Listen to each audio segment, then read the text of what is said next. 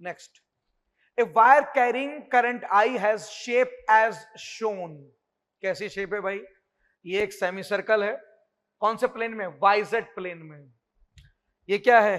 ये एक infinite wire है एक्स के अलोंग, और एक्स कहां है? एक्स प्लेन के परपेंडिकुलर है, ऐसे होगा, ऐसे। ये तो ऐसे दिखा रखा। 3D की चीजें प्लेन में कभी सही नजर नहीं आती। देखो जो y, देखो y और z ये प्लेन में है। जो चीजें प्लेन में हैं वो सही नजर आती हैं, और जो प्लेन के परपेंडिकुलर होती हैं वो गलत नजर आती हैं। क्यों? क्योंकि जो प्लेन के परपेंडिकुलर हैं वो 3D में होती हैं, और आपका बोर्ड 2D में होता है। तो 2D में 2D की चीजें सही नजर आती हैं, 3D की चीजें सही नजर नहीं आती।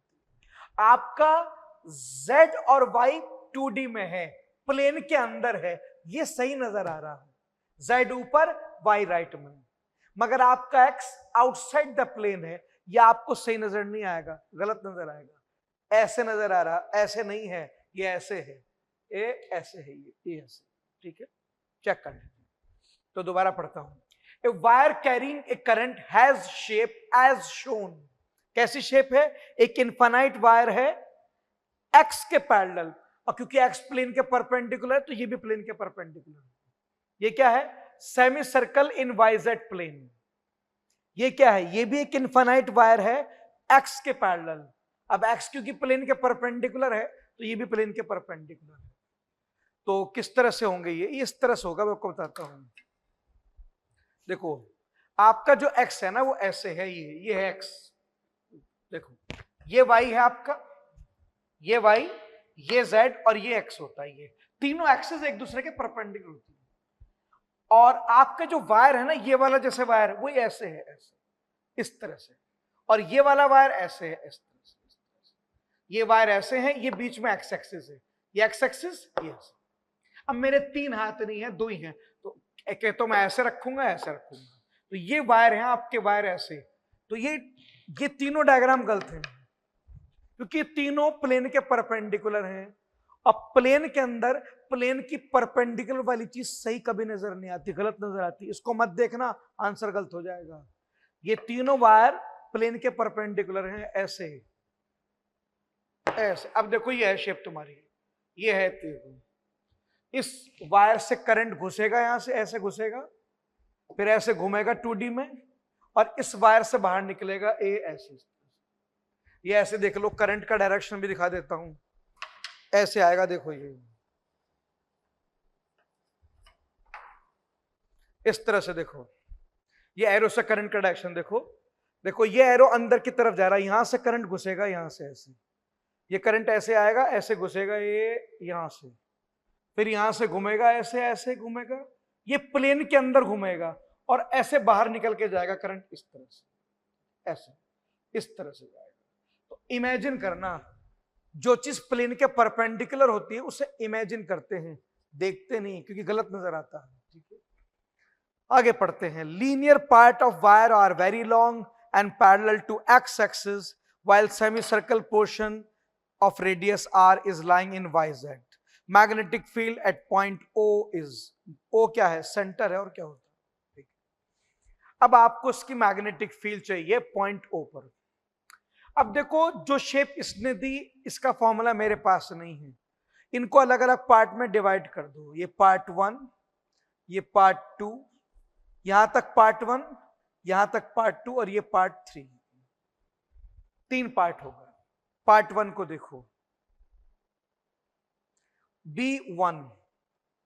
पार्ट 1 क्या है? पार्ट 1 ये है, ये वायर x के पैरेलल है, और x कहां है? प्लेन के परपेंडिकुलर। कैसे पता लगा? अरे जब yz प्लेन के अंदर है तो x कहां होगा? तीनों एक्सिस एक दूसरे के परपेंडिकुलर होती हैं। जब yz प्लेन के अंदर है तो x होगा प्लेन के परपेंडिकुलर, x ऐसे होगा। और क्योंकि ये वायर x के पैरेलल है तो ये वायर ऐसे होगा, ऐसे। करंट ऐसे जा रहा होगा अंदर आपका, ऐसे वायर है, देख लो। हो गया? कैसा वायर है? Long wire. पॉइंट कहां है? इसके एंड पर है। वायर लॉन्ग है और O इसके एंड पर है। जब वायर लॉन्ग हो और पॉइंट उसके एंड पे हो तो फॉर्मूला लगता है mu not I upon 4 pi R, ये लगता है।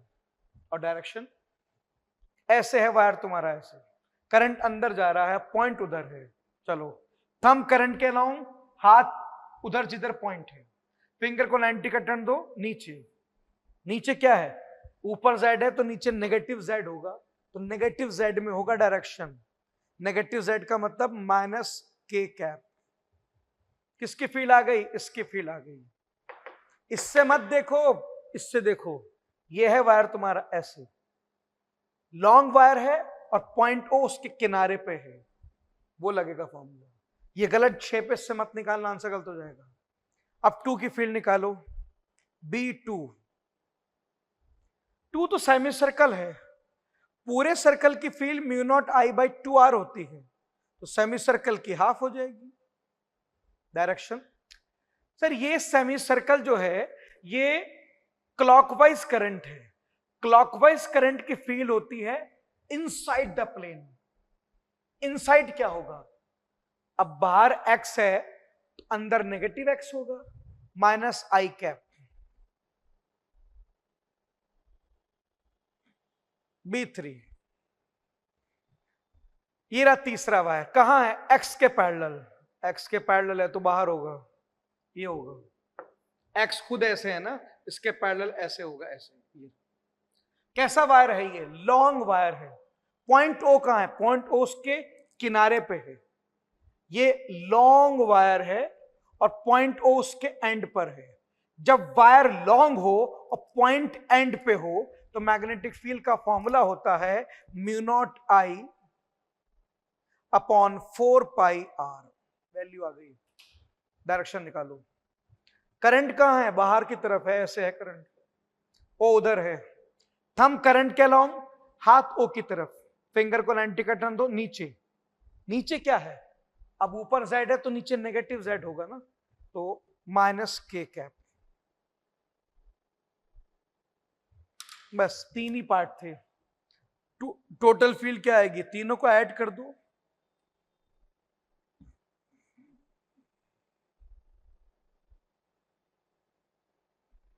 यह आ जाएगा minus mu not I upon 2 pi r के cap minus mu not I by 4 r i cap minus mu not I by 4 pi r. अगर कॉमन ले लो तो ये आएगा पाई आई प्लस 2 के कैप। चेक कर लो, बहुत अच्छा क्वेश्चन है, चेक कर लीजिए सही से। अच्छा क्वेश्चन क्यों है, इमेजिनेशन चाहिए, आप डायग्राम से मत निकाल देना, उल्टे सीधे आंसर आएंगे। एक्स ऐसे लग रहा है जैसे ऐसे जा रहा हो, जबकि एक्स ऐसे जा रहा है, कैसे पता लगा, हम जानते हैं भाई, जब YZ प्लेन के अंदर है तो एक्स कहां होगा, प्लेन के परपेंडिकुलर ऐसे होगा, क्योंकि तीनों एक्सिस एक दूसरे के परपेंडिकुलर होती है। एक्स ऐसे नहीं, एक्स ऐसे होगा। वो गलत क्यों शो कर, 3D की चीजें गलत ही दिखाई देती हैं, उसने गलत शो नहीं की, हमें दिखाई गलत देती है। ठीक है, चेक कर लीजिए। N arrangement of, next question पढ़ रहा हूं, N arrangement of 3 parallel straight wire, 3 wire, ये तो 2 हैं, हाँ ये वायर नहीं, ये तो डिस्टेंस है, ये भी डिस्टेंस है और ये भी डिस्टेंस, तो वायर कहां है, ये रे गोल गोल, 1 वायर 2 वायर 3 वायर। ये वायर गोल गोल क्यों नजर आ रहे हैं, प्लेन के परपेंडिकुलर होंगे तभी आते हैं गोल गोल नजर, लिखा होगा देखो आगे। An arrangement of 3 parallel straight wire placed perpendicular to the plane of paper carrying same current I along same direction. 3 wire हैं, पैरेलल हैं और प्लेन के परपेंडिकुलर हैं। कहां होंगे, ऐसे होंगे प्लेन के परपेंडिकुलर। 3 वायर, ये रहे 3 वायर, एक वायर ये रहा, ये रखा है, ये प्लेन के परपेंडिकुलर है, इसलिए नजर नहीं आता, सामने से खाली क्या नजर आती है, डॉट नजर आती है बस। ये एक वायर यहां रखा होगा, तीसरा सी पे है, वो क्यों नहीं रख रहे, तीसरा हाथ कहां से लाऊंगा? ऐसे रख देता हूं, देखो ऐसे, एक नजर यहां, एक नजर यहां, ठीक है। अब 3 हाथ नहीं मेरे पास, वायर इधर भी है और वायर इधर भी है। कितने वायर है? 3। तीनों में करंट सेम है, तीनों का डायरेक्शन सेम है, ठीक है। तो मेरे पास 3 वायर है, तीनों प्लेन के परपेंडिकुलर हैं, तीनों का करंट सेम है, तीनों का डायरेक्शन सेम है। क्या चाहिए? Magnitude of force per unit length on the middle wire B. मुझे इस बी पर मैग्नेटिक फोर्स चाहिए। इस पर कौन लगाएगा? ये और ये लगाएंगे। वो क्यों? 2 वायर के बीच में मैग्नेटिक फोर्स लगता है, ये मैं आपको पढ़ा चुका हूं और उसका मैंने आपको डायरेक्ट फॉर्मूला दिया था। Force between any 2 parallel wire का फॉर्मूला होता है mu not I1 I2 L upon 2 pi R। 2 current carrying wire के बीच में डायरेक्ट मैग्नेटिक फोर्स का फॉर्मूला होता है दिस इज। तो सिंस ये एक वायर है और ये एक वायर है और ये दोनों पैरेलल हैं, तो ये वायर इस वायर पर एक मैग्नेटिक फोर्स लगाएगा। और कौन लगाएगा? ये, क्योंकि ये वाला भी इसके पैरेलल है और 2 करंट कैरिंग वायर एक दूसरे पे क्या लगाते हैं? Magnetic force. तो बेटे वायर बी पे एक तो ये वाला लगाएगा क्योंकि ये इसके पैरेलल है, और एक ये वाला लगाएगा क्योंकि ये भी इसके पैरेलल। पहले इसकी बात करता हूं, ये कहां लगाएगा? सर दोनों में करंट का डायरेक्शन सेम है। जब 2 पैरेलल वायर में करंट सेम डायरेक्शन में हो तो वायर एक दूसरे को अट्रैक्ट करते हैं। तो ये वाला वायर नीचे वाला ऊपर वाले को अपनी तरफ अट्रैक्ट करेगा, खींचेगा। ऐसे लगाएगा, ऐसे। कितना वैल्यू यहां से देख लेंगे। और कौन लगाएगा? ये लगाएगा। ये कहां पर? सर इन दोनों का करंट भी सेम है, तो ये वाला वायर भी इस वाले वायर को अपनी तरफ खींचेगा उधर, ये वायर इसको अपनी तरफ खींचेगा राइट की तरफ। कितने फोर्स से? सेम फोर्स से जितने से इसने लगाया था। हाँ, क्यों? क्योंकि तीनों का करंट सेम है, डिस्टेंस भी क्या है? सेम है। तो आप फॉर्मूला लगाएंगे तो दोनों बार वैल्यू बिल्कुल सेम आएगी, इसलिए सेम वैल्यू आएगी। तो इस बी वायर पर एक तो कौन फोर्स लगाएगा? ए। ये ए इसको अपनी तरफ खींचेगा। और कौन लगाएगा? सी। वो सी इसको अपनी तरफ खींचेगा। और कौन लगाएगा? बस एक ए लगाएगा और एक सी। खुद पे फोर्स नहीं लगाता कभी, ठीक। तो ये 2 लगेंगे। कैसे फोर्स है? परपेंडिकुलर। जब 2 वेक्टर परपेंडिकुलर हो तो रिजल्टेंट वेक्टर होता है उन दोनों के स्क्वायर के सम का रूट। तो नेट फोर्स आ जाएगा √2F। एफ की वैल्यू, एफ क्या है? Force between A and B, 2 parallel wires. ये लगाओ, F equals to mu not I1 कितना है? I, I2 कितना है? I। लेंथ कितनी है? 1। क्यों? उसने कहा था force per unit length, unit का मतलब 1 मीटर। 2 पाई। R क्या होता है? वायर के बीच का सेपरेशन, बी और सी के बीच का सेपरेशन कितना है? D। यहां रख दीजिए। क्या आ गया? आंसर आ गया है। इसको ऐसे भी लिख सकते हैं,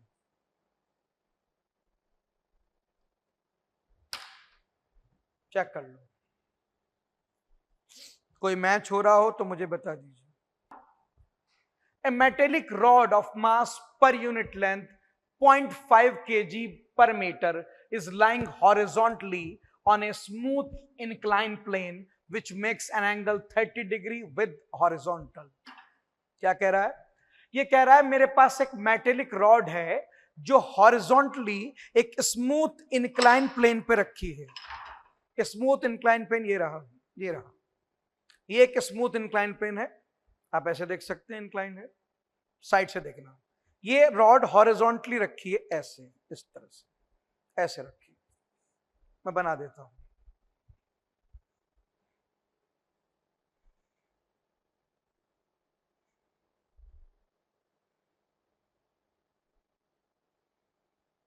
ये रखी, ठीक है, इस तरह से। कितना एंगल है? 30 डिग्री। चलो, A metallic rod of mass per unit length 0.5 kg per meter is lying horizontally on a smooth inclined plane which makes an angle 30 degree with horizontal. तो आपके पास एक स्मूथ इंक्लाइन प्लेन है जो 30 degree पे incline है, उस पे एक रॉड रखी है ए एस। इस समय इस पर क्या लग रहा होगा फोर्स? इस समय अभी मैंने क्वेश्चन आगे नहीं पढ़ा। एक तो mg लग रहा होगा जिसके दो कंपोनेंट होते हैं, एक डाउन द इंक्लाइन होता है mg साइन थीटा और एक इंक्लाइन के परपेंडिकुलर होता है mg कॉस थीटा, और इंक्लाइन के परपेंडिकुलर नॉन। ये लग रहे होंगे, फ्रिक्शन नहीं होगा, नहीं स्मूथ कहा था उसने। ये नॉर्मल तो इसको बैलेंस कर देगा, इसे कोई बैलेंस नहीं करेगा तो ये फोर्स रॉड को नीचे खींचेगा, रॉड नीचे गिरेगी ऐसे। ये स्मूथ इंक्लाइन है, आपने रॉड को ऐसे रखा, क्योंकि down the incline mg sin theta लग रहा है और फ्रिक्शन है नहीं, तो रॉड ऐसे जाएगी इस तरह से, ऐसे। आगे पढ़ते हैं question. The rod is not allowed to slide down by flowing a current through it when a magnetic field of 0.25 Tesla is acting on it in vertical direction. हमने इस रॉड को स्लाइड करने की परमिशन नहीं दी है। The rod is not allowed to slide down. हमने permission नहीं दी, हमसे परमिशन मांगती है नहीं। आगे ही पढ़ो। The rod is not allowed to slide down by flowing a current in magnetic field vertically upward. हमने इसको स्लाइड करने की परमिशन नहीं दी, क्या करके? इसके अंदर एक करंट पास करके। किसमें? एक यूनिफॉर्म मैग्नेटिक फील्ड के अंदर जो वर्टिकली अपवर्ड लग रही थी। हमने इस रॉड के अंदर एक करंट पास कर दिया अंदर की तरफ। तो रॉड तो अंदर की तरफ रखी है ना, डायग्राम देखो, ये इंक्लाइन प्लेन है, ऐसे रखी है रॉड। तो रॉड कहां है? बुढ़ापे में पकड़ा जा रहा, देखो ये रॉड ऐसे है ना 3D में ऐसे, ठीक है। तो अब ये रॉड ऐसे है बेटा, तो करंट ऐसे तो घुसेगा अंदर की तरफ, वायर के अलोंग ही तो लगेगा करंट। तो करंट पास किया ऐसे और फील्ड ऊपर लगाई। तो ये जो कहा ना rod is not allowed to slide down, इसका मतलब है हमने रॉड को रोक लिया, हमने उसे स्लाइड नहीं होने दिया। हालांकि mg sin थीटा उसे नीचे की तरफ खींच रहा है, मगर हमने उसे रोक लिया, क्या लगाकर? उसमें करंट पास कर कर इन मैग्नेटिक फील्ड। उससे क्या होता है? जब किसी वायर में करंट पास करें और वो मैग्नेटिक फील्ड में रखा हो तो उस पर एक मैग्नेटिक फोर्स लगता है IL क्रॉस B। कितना? ILB sine 90। क्यों? रॉड की लेंथ अंदर है Z में और बी वाई में है, तो एल जेड में बी वाई में, तो एंगल कितना हो गया? 90। किस डायरेक्शन में लगाया फोर्स आपने? मैंने आपको पढ़ाया था किसी चीज का जो क्रॉस प्रोडक्ट होता है वो उन दोनों के परपेंडिकुलर होता है। क्रॉस प्रोडक्ट का जो रिजल्टेंट होता है वो इन दोनों के परपेंडिकुलर है। आपकी लेंथ जेड में है, आपका बी वाई में है। सिंस ये जेड में है, ये वाई में है, तो फोर्स कंफर्म एक्स में होगा, राइट या लेफ्ट। सर अगर लेफ्ट हुआ तुम्हारा mg sin थीटा भी लेफ्ट में और ये भी लेफ्ट में, तो रॉड रुकेगी नहीं, उल्टा भागेगी। राइट में लगाओ ताकि वो रोके। तो राइट में लगेगा एक फोर्स, कितना? BIL। ये इस फोर्स से मैंने रोका है इसे। अब पढ़ो। The rod is not allowed to slide down by flowing a current through it when a magnetic field 0.25 act in vertical direction. मैंने इस रॉड को स्लाइड नहीं करने दिया, हालांकि रॉड स्लाइड करना चाहती है, उसका mg sin थीटा उसे नीचे की तरफ खींच रहा है, मैंने नहीं करने दिया। क्यों? करंट पास करके। जब मैंने करंट पास किया होगा तो मैग्नेटिक फील्ड ने उस पर फोर्स लगाया होगा according to the formula action. जब वो फोर्स लगेगा तो वो फोर्स इसे बैलेंस करेगा। कैसे? इसके कंपोनेंट लो। इसका एक कंपोनेंट आएगा BIL cos 30 क्योंकि एंगल 30 है, और एक नीचे आएगा BIL sin 30।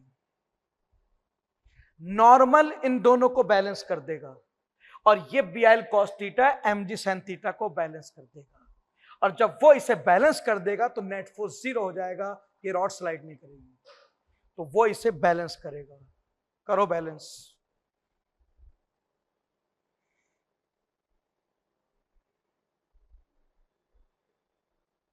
बी कितना है 0.25, करंट कितना है पता नहीं, लेंथ कितनी है 1।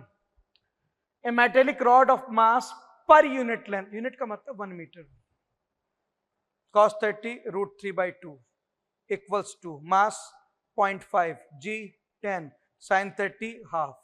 यहां साइन निकाल लो कितना आ रहा है, 20/√3 आ रहा है, रफली 11 पॉइंट समथिंग आएगा। चेक कर लो सही से, बहुत अच्छा क्वेश्चन था ये, देख लो अच्छी तरह से। ऐसे क्वेश्चन लाया कहां से, अरे सब आए हुए हैं, ये पहले आईटी का क्वेश्चन है, आईटी में कई बार आ चुका है क्वेश्चन, उसी को कॉपी कर लिया उसने, बस वैल्यू बदल दी सारी उसने उठा के। मैंने आपसे 1000 बार कहा है नया कुछ नहीं होता, सब पुराना है, बस आप पुराने क्वेश्चन करके जाओ। मुसीबत यह है आप पुराने क्वेश्चन करते नहीं, आप चिढ़ते हो, आपको पसंद आते हैं नए नए क्वेश्चन। अरे बेटा ये कोई फैशन थोड़ी ना है कि नए नए कपड़े पसंद आते हैं, नए नए जूते, वहां ठीक है, फैशन की दुनिया में नई नई चीजें पहनो, नए नए चीजें शौक करो, कोई प्रॉब्लम नहीं। ये एग्जाम है, कोई फैशन नहीं है। यहाँ पे एग्जाम उतना अच्छा जाएगा जितने तुम पुराने क्वेश्चन करके जाओगे। यहाँ क्लासिकल चीजें चाहिए, नई चीजें नहीं चाहिए, ठीक है, ये फैशन नहीं एग्जाम है। यहाँ पे जितने तुम पुराने कर लोगे उतना फायदा होगा तुम्हें एग्जाम के अंदर। तो प्लीज पुराने किया करो, वही आते हैं, बस वैल्यू बदल देता है, स्लाइट लैंग्वेज बदल देता है और कुछ नहीं करता। ये क्वेश्चन को पहली बार थोड़ी जाके देख लो, आईटी के अंदर आ चुका है क्वेश्चन, उसने कॉपी कर लिया उसको, बस खत्म। किसी का किया हुआ होता तो वो आसानी से कर लेता है उसको। चेक कर लो सही से, कोई डाउट हो तो मुझे बता दो, देख लो अच्छी तरह से। Current sensitivity of moving coil galvanometer is 5 division पर मिली एम्पियर। करंट सेंसिटिविटी कितनी दी है, 5 डिवीजन पर मिली एम्पियर। कन्वर्ट करो मिली को, मिली होता है 10⁻³ एम्पियर, तो ये आ गया 5000 डिवीजन पर एम्पियर। अब ठीक है, ऐसा यूनिट में कन्वर्ट करो, आगे पढ़ो। And its voltage sensitivity is 20 division per volt. Voltage sensitivity कितनी है, 20 division per volt. The resistance of galvanometer is, मैंने क्लास में एक फॉर्मूला लिखवाया था, voltage sensitivity equals to current sensitivity upon resistance, ये डायरेक्ट फॉर्मूला लिखवाया था। तो यहां से आर किसके बराबर आया, CS/VS। CS 5000 है, VS 20 है, तो रेजिस्टेंस आ गया 250 ओम। डायरेक्ट फॉर्मूला बेस्ड क्वेश्चन है, बस एग्जाम में लोग गलती करते हैं, यूनिट कन्वर्ट नहीं करते। वो कहते हैं सर मिली एम्पेयर में रहना दो ना, वोल्ट मिली में नहीं है ना, क्या तो वो भी मिली वोल्ट में होता तो ठीक है, मिली से मिली कैंसिल हो जाता। अब एक चीज मिली एम्पेयर में, दूसरी चीज नहीं, ये अलाउड नहीं होता ना, यूनिट सिस्टम एक जैसा होना चाहिए ना। जब वोल्टेज सेंसिटिविटी पर वोल्ट में है तो फिर करंट सेंसिटिविटी भी पर एम्पेयर में होनी चाहिए, ठीक है, या फिर दोनों मिली में होते फिर मैं कन्वर्ट ना करता। A straight conductor carrying current I split into 2 parts. The radius of circle is R. The total magnetic field at center P is. Sir ये एक सर्कल है, ये क्लोज लूप है जिसके 2 कान हैं। क्लास में पढ़ाया था, जिस क्लोज लूप के 2 कान होते हैं उस क्लोज लूप के सेंटर की फील्ड 0 होती है, तो इसकी तो 0 हो गई, और कान की, जो कान अलोंग द पॉइंट हो उसकी फील्ड भी 0 होती है।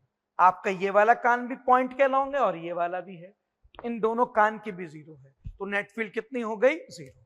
ऐसे क्वेश्चन क्लास में मैंने 5-6 कराए थे आपको।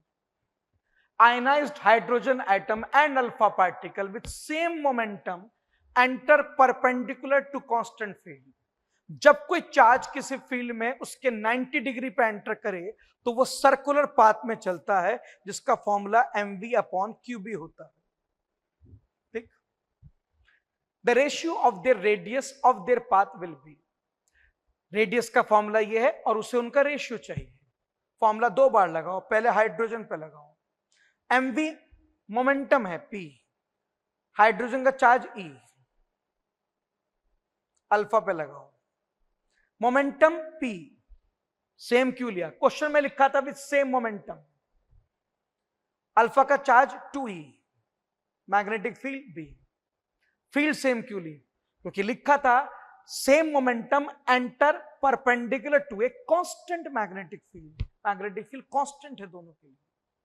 तो एक फॉर्मूला 2 बार लगा दिया। क्या चाहिए भाई साहब को, रेशियो, डिवाइड कर दो, रेशियो मिल जाएगा कितना, 2:1 आ जाएगा, चेक कर लीजिए आप, देख लो अच्छी तरह, कोई डाउट हो मुझे बताओ, डायरेक्ट फॉर्मूला बेस्ड क्वेश्चन है। 19 में बड़ा आसान आसान क्वेश्चन है, पिछला वाला भी आसान था। हाँ, पिछले साल का पेपर बहुत ज्यादा इजी आ गया था, उससे फायदा मिलता है, नुकसान होता है, क्यों बेटे, इजी पेपर के अंदर सब लोग करके आते हैं, आप भी करेंगे, जिन्होंने तैयारी की वो भी कर देगा, जिसने तैयारी नहीं की, फॉर्मूला तो सबको पता होता है, तो उसमें क्या होता है, जब आप भी कर देंगे वो भी कर देगा, तो आपकी तैयारी करने का कोई फायदा नहीं रहा। आप इतना पढ़े तब भी फॉर्मूला बेस्ड क्वेश्चन आया, वो बिल्कुल नहीं पढ़ा तब भी फॉर्मूला बेस्ड तो वो भी कर सकता है जो बिल्कुल ना पढ़ा हो। अब उससे क्या, मैंने भी क्या, उसने भी मेरिट हाई चली जाती है, अननेसेसरी नुकसान होता है। पेपर अच्छा आना चाहिए ताकि तैयारी करने वाला कर पाए और तैयारी ना करने वाले के समझ में ना आए। मैं आपको सही बताऊं, पेपर ऐसा होना चाहिए कि तैयारी करने वाले को समझ में आए क्या हो रहा है, वो कर ले, और ना तैयारी करने वाले के तो सर के ऊपर से गुजर जाए। उससे क्या होगा, वो बाहर हो जाएगा और हम अंदर हो जाएंगे। अच्छा, यही पेपर एग्जामिनर को सेट करना चाहिए, क्योंकि एग्जामिनर भी तो यही चाहता है कि अच्छे बच्चे अंदर हो और खराब बच्चे बाहर जाएं। अब इतना आसान पेपर सेट कर देगा तो अच्छे भी अंदर आएंगे, खराब भी। अच्छा, उसमें क्या होता है, जब दोनों अंदर आते हैं तो दोनों अंदर तो आ नहीं सकते, सीट लिमिटेड है। फिर उसमें क्या होता है कि जिसकी सिली मिस्टेक, फिर इंटेलिजेंस पे बात नहीं टिकती, बात टिकती फिर सिली मिस्टेक पे, क्योंकि पेपर तो दोनों करके आए, आसान था। अब बात इस पे आएगी कि सिली मिस्टेक किसने ज्यादा की। अब सिली मिस्टेक जिसने कम की होगी वो अंदर हो जाएगा। तो ऐसा लगता है जैसे सिलेक्शन इंटेलिजेंस के बेस पे नहीं हो रहा है, सिली मिस्टेक के बेस पे हो रहा है, थोड़ा गलत है। मगर अक्सर बच्चे दुआ ये मांगते हैं कि या अल्लाह पेपर आसान आ जाए, कभी नहीं मांगनी चाहिए, पेपर आसान बहुत खतरनाक होता है।